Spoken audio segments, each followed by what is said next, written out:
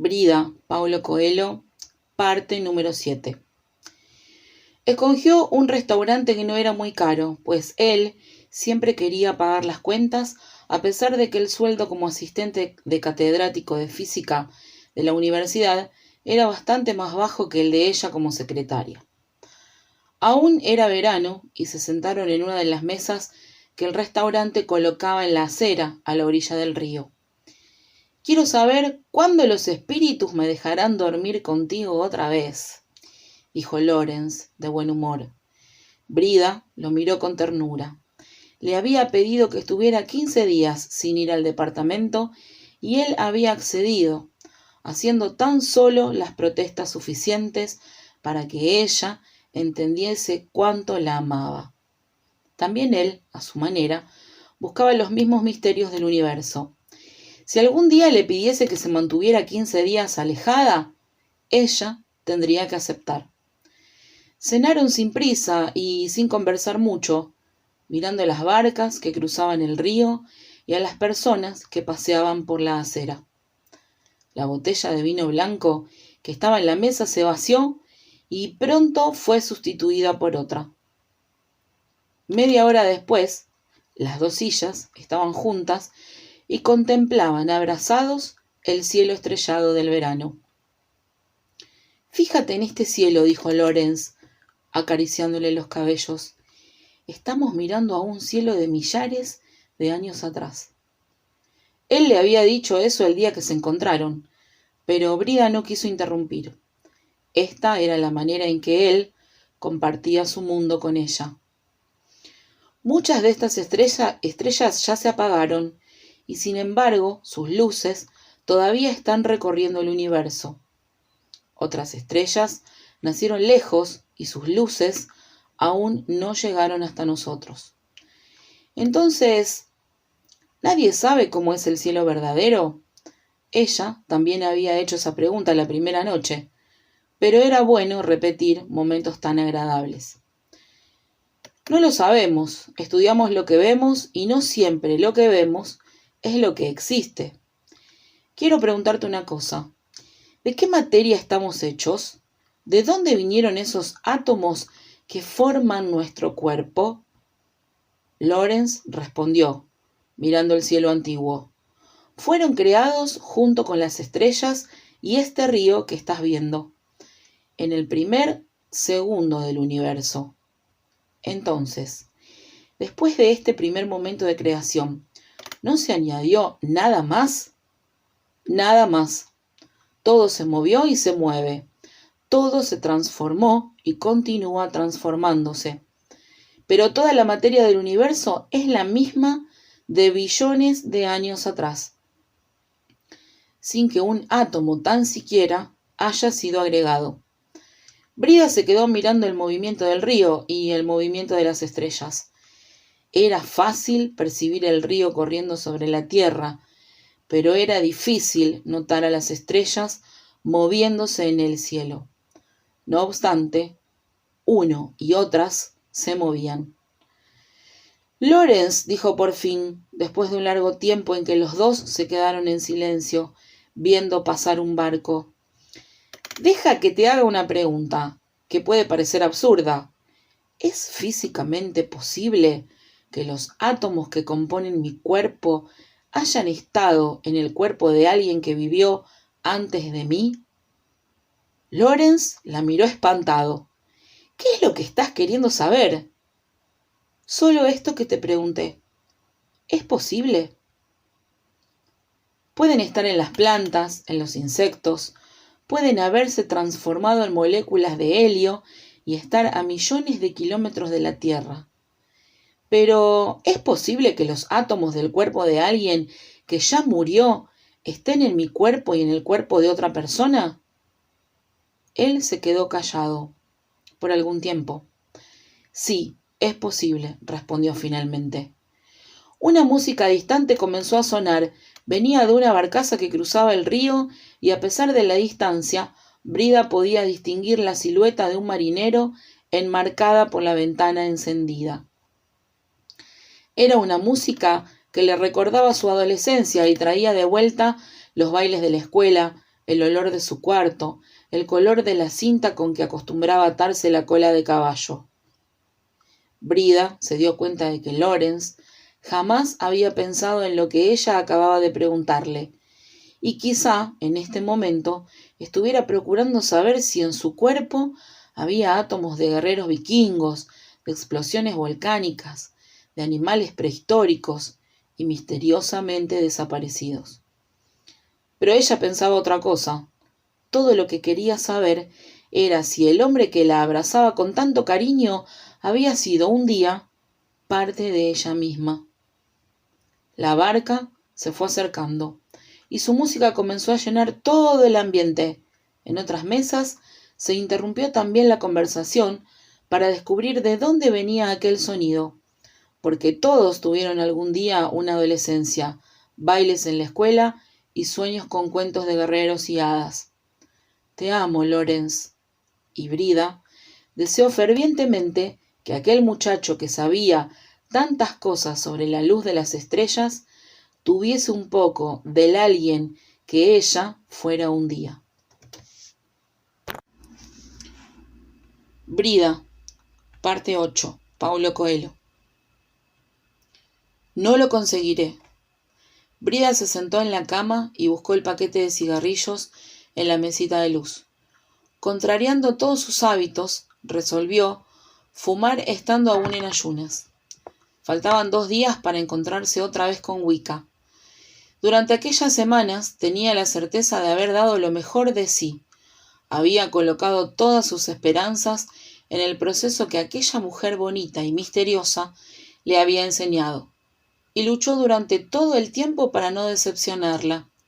Pero la baraja rehusó revelar su secreto. Durante las 3 noches anteriores, siempre que acababa el ejercicio, tenía ganas de llorar. Estaba desprotegida, sola, y con la sensación de que una gran oportunidad se le estaba escapando de las manos. Nuevamente sentía que la vida la trataba de una manera diferente que a las demás personas. Le daba todas las oportunidades para que pudiese conseguir algo, y cuando estaba próximo a su objetivo, se abría la tierra y se la tragaba. Así había sucedido con sus estudios, con algunos novios, con ciertos sueños que jamás compartiera con otras personas. Y estaba haciendo así con el camino que quería recorrer. Pensó en el mago, tal vez pudiese ayudarla, pero se había prometido a sí misma que solo volvería a Folk cuando entendiese de magia lo suficiente como para enfrentarlo. Y ahora parecía que esto jamás llegaría a suceder. Permaneció mucho rato en la cama antes de decidir levantarse y preparar el desayuno. Finalmente tomó valor y decidió enfrentar un día más una noche oscura cotidiana, como acostumbraba a decir desde que había tenido su experiencia en el bosque. Preparó el café, miró el reloj y vio que aún tenía tiempo suficiente. Fue hasta el estante y buscó entre los libros el papel que le había dado el librero. Existían otros caminos, se consolaba a sí misma. Si había conseguido llegar hasta el mago, si había conseguido llegar hasta Wicca, terminaría llegando hasta la persona que podía enseñarle de manera que ella pudiera entenderlo. Pero sabía que esto era solo una disculpa. Vivo desistiendo de todo lo que comienzo, pensó, con cierta amargura. Quizá dentro de poco la vida comenzase a percibir esto y dejara de darle las oportunidades que siempre le había dado. O quizá, desistiendo siempre al comienzo, agotara todos los caminos sin haber dado siquiera un solo paso. Pero ella era así, y se sentía cada vez más débil, más incapaz de cambiar. Hasta hace algunos años lamentaba sus actitudes. Aún era capaz de algunos gestos de heroísmo. Ahora se estaba acomodando a sus propios errores. Conocía a otras personas así. Se acostumbraban a sus faltas y en poco tiempo confundían sus faltas con virtudes. Entonces ya era demasiado tarde para cambiar de vida. Pensó en no llamar a Wicca, simplemente desaparecer. Pero existía la librería y ella no tendría valor para presentarse allí de nuevo. Si desaparecía así, el librero la trataría mal la próxima vez. Muchas veces, por causa de un gesto impensado mío con una persona, terminé apartándome de otras que me eran queridas. Ahora no podía ser así. Estaba en un camino donde los contactos importantes eran muy difíciles. Tomó valor y marcó el número que estaba en el papel. Wicca atendió al otro lado. «No podré ir mañana», dijo Brida. «Ni tú ni el plomero», respondió Wicca. Brida se quedó algunos instantes sin entender lo que la mujer estaba diciendo. Pero Wicca comenzó a quejarse de que tenía una avería en la pileta de la cocina y que ya había llamado varias veces a un hombre para arreglarla y que el hombre nunca aparecía. Comenzó a contar una larga historia sobre los edificios antiguos, muy imponentes pero con problemas insolubles. «¿Tienes el tarot por ahí cerca?», preguntó Wicca, en mitad del relato del plomero. Brida, sorprendida, le dijo que sí. Wicca le pidió que esparciese las cartas sobre la mesa, pues iba a enseñarle un método de juego para descubrir si el plomero aparecería o no a la mañana siguiente. Brida, más sorprendida aún, hizo lo que le mandaba.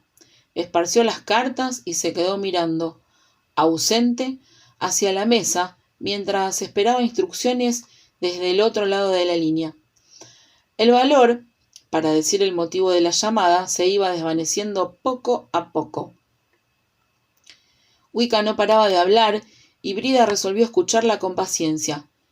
Quizá consiguiese hacerse amiga de ella. Quizá, entonces, ella fuese más tolerante y le enseñase métodos más fáciles de encontrar la tradición de la luna. Wicca, mientras tanto, iba pasando de un asunto a otro.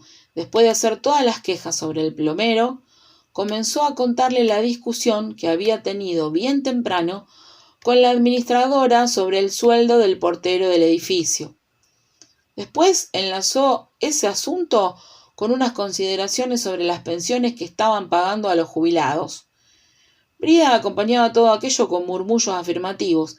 Estaba de acuerdo con todo lo que la otra decía, pero ya no conseguía prestar atención a nada. Un tedio mortal se apoderó de ella. La conversación de aquella mujer casi extraña sobre plomeros, porteros y jubilados a aquella hora de la mañana era una de las cosas más aburridas que le había escuchado decir a alguien en toda su vida. Intentó distraerse con las cartas de encima de la mesa, mirando pequeños detalles que habían pasado inadvertidos otras veces. De vez en cuando, Wicca le preguntaba si la estaba escuchando y ella musitaba que sí. Pero su mente estaba lejos, viajando, paseando por lugares donde jamás estuviera. Cada detalle de las cartas parecía empujarla más y más hondo en el viaje. De repente, como quien penetra en un sueño, Brida percibió que ya no conseguía escuchar lo que la otra le decía. Una voz que parecía venir de adentro de ella, pero que ella sabía que venía de afuera, comenzó a susurrarle algo. «¿Estás entendiendo?», Brida decía que sí. «Sí, estás entendiendo», dijo la voz misteriosa. Esto, no obstante, no tenía la menor importancia. El tarot frente a ella comenzó a mostrar escenas fantásticas. Hombres vestidos apenas con tangas, cuerpos bronceados al sol y cubiertos de aceite. Algunos usaban máscaras que parecían gigantescas cabezas de pez. Nubes pasaban corriendo por el cielo, como si todo estuviese en un movimiento mucho más rápido que el normal, y la escena cambiaba de repente a una plaza con edificios monumentales, donde algunos viejos contaban secretos a unos muchachos. Había desesperación y prisa en la mirada de los viejos, como si un conocimiento muy antiguo estuviese a punto de perderse definitivamente. Suma el 7 y el 8 y tendrás mi número. Soy el demonio y firmé el libro, dijo un muchacho vestido con ropas medievales, después que la escena se convirtió en una especie de fiesta. Algunas mujeres y hombres sonreían y estaban embriagados. Las escenas se cambiaron a templos enclavados en rocas al lado del mar. El cielo comenzó a cubrirse de nubes negras, de donde salían rayos muy brillantes. Apareció una puerta. Era una puerta pesada, como la puerta de un viejo castillo.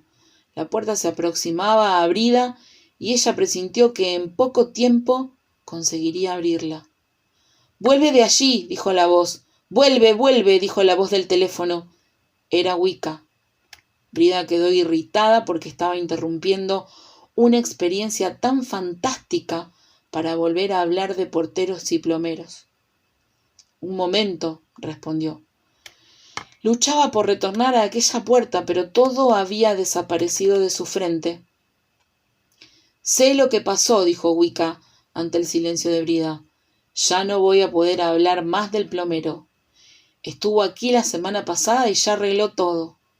Antes de cortar, dijo que la esperaba a la hora convenida. Brida colgó el teléfono, sin despedirse. Se quedó aún mucho tiempo mirando fijamente la pared de su cocina, antes de caer en un llanto convulsivo y relajante. Brida, Paulo Coelho, parte 9. «Fue un truco», dijo Wicca a una asustada Brida, cuando las dos se acomodaron en los sillones italianos. «Sé cómo te debes estar sintiendo», continuó. «A veces entramos en un camino solo porque no creemos en él. Entonces, es fácil. Todo lo que tenemos que hacer es probar que no es nuestro camino. Sin embargo, cuando las cosas comienzan a suceder y el camino se revela ante nosotros, tenemos miedo de seguir adelante». Wicca dijo que no entendía por qué muchos prefieren pasar la vida entera destruyendo los caminos que no desean recorrer, en vez de andar por el único que los conduciría a algún lugar. «No puedo creer que fue un truco», dijo Brida. Ya no tenía aquel aire de arrogancia y desafío. Su respeto por aquella mujer había aumentado considerablemente. «La visión no fue un truco. El truco al que me refiero fue el del teléfono. Durante millones de años, el hombre siempre habló con aquello que conseguía ver. De repente, en apenas un siglo, el ver y el hablar fueron separados. Creemos que estamos acostumbrados a esto y no percibimos el inmenso impacto que ello causó en nuestros reflejos. Nuestro cuerpo simplemente todavía no está acostumbrado. El resultado práctico es que cuando hablamos por teléfono conseguimos entrar en un estado muy semejante a ciertos trances mágicos. Nuestra mente entra en otra frecuencia, queda más receptiva al mundo invisible. Conozco hechiceras que tienen siempre papel y lápiz junto al teléfono. Garabatean cosas aparentemente sin sentido mientras hablan con alguien. Cuando cuelgan, las cosas que han garabateado son generalmente símbolos de la tradición de la luna. ¿Y por qué el tarot se reveló ante mí? Este es el gran problema de quien desea estudiar magia, respondió Wicca. Cuando comenzamos el camino, siempre tenemos una idea más o menos definida de lo que pretendemos encontrar. Las mujeres generalmente buscan la otra parte. Los hombres buscan el poder. Tanto unos como otros no quieren aprender, quieren llegar a aquello que establecieron como meta, pero el camino de la magia, como en general el camino de la vida, es y será siempre el camino del misterio. Aprender una cosa significa entrar en un contacto con un mundo del cual no se tiene la menor idea. Es preciso ser humilde para aprender, es sumergirse en la noche oscura, dijo Brida. «No me interrumpas», la voz de Wicca mostraba una irritación contenida. Brida percibió que no era por el comentario. A fin de cuentas, ella había dicho la verdad. «Quizá esté irritada con el mago», pensó. «¿Quién sabe si no estuvo enamorada de él? algún día. Los dos eran más o menos de la misma edad. Disculpa, dijo Brida. No tiene importancia. Wicca también parecía sorprendida de su reacción. Me estabas hablando del tarot. Cuando tú colocabas las cartas sobre la mesa, siempre tenías una idea de lo que sucedería. Nunca dejaste que las cartas contasen su historia. Estabas tratando de que ellas confirmasen lo que tú imaginabas saber.